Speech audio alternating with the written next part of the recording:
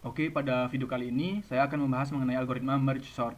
Nah, sebelumnya perkenalkan dulu, nama saya Yova dengan NIM akhir 017, selanjutnya Wira dengan NIM akhir 002, dan Bagus Nugraha dengan NIM akhir 019. Oke, langsung saja masuk ke pembahasannya. Baik, itu pada bagian deskripsi. Nah, jadi merge sort ini itu adalah salah satu pengurutan algoritma yang paling efisien, yaitu menggunakan prinsip dari define and consumer, yaitu prosesnya dimulai dengan membagi daftar tidak terurut menjadi subdaftar, hingga setiap subdaftarnya itu hanya memiliki satu elemen. Nah, selanjutnya subdaftarnya itu akan digabung secara berurutan, dimulai dari subdaftar terkecil hingga membentuk daftar yang terurut. Nah, prosesnya ini itu berfokus pada pemecahan dan penggabungan elemen-elemen array untuk mencapai hasil dari pengurutannya itu. Next, yaitu pada bagian analisis kompleksitas waktu. Nah, di sini itu terdapat beberapa bagian, yaitu ada best case, worst case, dan average case. Nah, dalam worst case-nya itu algoritma ini itu selalu membagi dan menggabungkan array bahkan jika sudah terurut. Nah, tetapi akan tetap menghasilkan kompleksitas waktunya itu yaitu on log n. Terus selanjutnya dalam best case, yaitu meskipun array-nya itu sudah terurut, maka algoritmanya itu akan tetap membagi dan menggabungkannya menjadi kompleksitas waktu on log n. Nah, secara keseluruhan, yaitu merge sort ini itu akan menonjol karena konsistensinya itu dan kinerjanya yang baik pada inputan besar atau tidak terurut, pada inputan yang skala besar atau tidak terurut. Nah, untuk selanjutnya yaitu pada analisis efisiensi algoritma. Nah, jadi merge sort ini itu memiliki kelebihan utama dalam stabilitas dan konsistensi kinerjanya dengan kompleksitas waktu on log n-nya itu. Namun kendala utamanya itu pada algoritma merge sort ini itu dia itu ketergantungan pada penggunaan memori tambahan yang dapat menjadi masalah dalam situasi dengan sumber daya terbatas atau aplikasi real time yang membutuhkan respon-respon cepat. Nah, jadi algoritma ini itu juga tidak bersifat in place dan mungkin memiliki konstanta faktor yang lebih tinggi dibandingkan dengan algoritma in place seperti quicksort, dan juga pemilihan antara merge sort dan algoritma lainnya harus mempertimbangkan trade-off antara stabilitas, konsistensi kinerja, dan kebutuhan memori, serta konteksnya itu harus konteks penggunaannya dan karakteristiknya harus dari situasi atau aplikasi yang bersangkutan, aplikasi yang dibuat. Nah, untuk selanjutnya pada bagian kode dan visualisasinya akan dibahas oleh teman saya. Terima kasih. Baiklah, jadi sekarang di sini saya akan menjelaskan bagaimana algoritma merge sort ini bekerja. Agar lebih mudah menjelaskannya, saya akan menjelaskan di kode editornya secara langsung.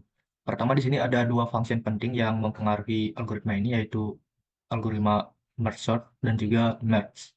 Yang dimana pertama-pertama kita melihat dulu apakah nilai kiri itu lebih kecil dari nilai kanan. Jika iya, maka kita akan membandingkan kita akan membagi dua array itu menjadi dua bagian, dan kemudian kita akan menjalankan lagi merge sort ini secara rekursif, maka nanti pada bagian kiri hanya akan tersisa setidaknya satu elemen pada array tersebut. Setelah pembagian ini selesai, maka algoritma ini akan menjalankan function merge, yang dimana function merge ini akan membandingkan bagian kiri dan juga bagian kanan yang kita akan masukkan ke sebuah sub array, kemudian kita bandingkan mereka.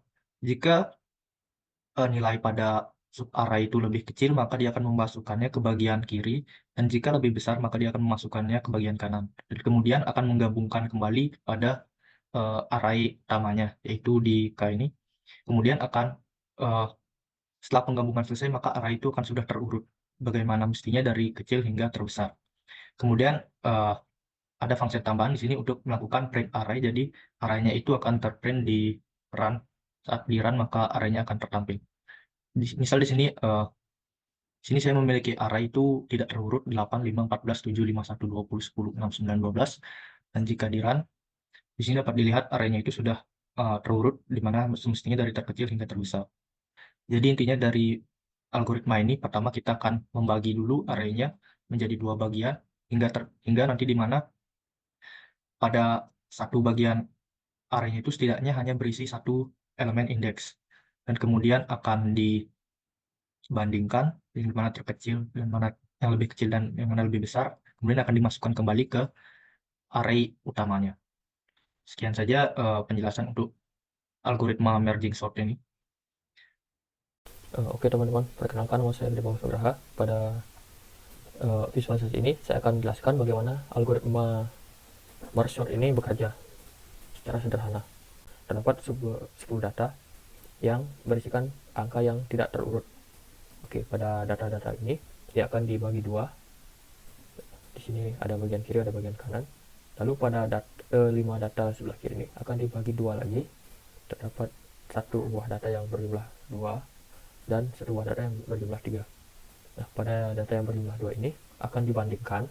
Di sini data akan dibandingkan mana yang lebih kecil, mana yang lebih besar.